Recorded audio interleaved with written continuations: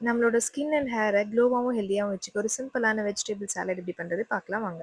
நம்ம கிச்சன்லேயே ஈஸியாக கிடைக்கக்கூடிய சிம்பிளான சீப் அண்ட் பெஸ்ட்டான பொருளை வச்சு இது எப்படி பண்ணுறதுன்னு நான் உங்களுக்கு சொல்கிறேன். Vitamin K, vitamin C, potassium plus high water content இருக்கக்கூடிய நம்ம ஸ்கின்னை நல்லா ஹைட்ரேட்டடாகவும் க்ளோவாக வச்சுக்கிற வெள்ளரிக்காவை நம்ம ஒரு பிளேட்டில் அரேஞ்ச் பண்ணிக்கலாம்.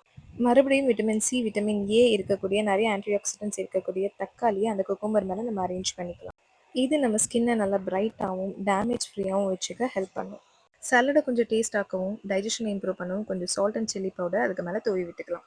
துருவிய மலநெல்லிக்காய் இதை கிங் ஆஃப் விட்டமின் சின்னே சொல்லலாம். ஏன்னா இதில் விட்டமின் சி ரொம்ப ஹை. ஸோ நம்ம ஸ்கின் அண்ட் ஹேரை ஹெல்த்தியாக வச்சுக்க மேஜர் ரோல் ப்ளே பண்ணும்.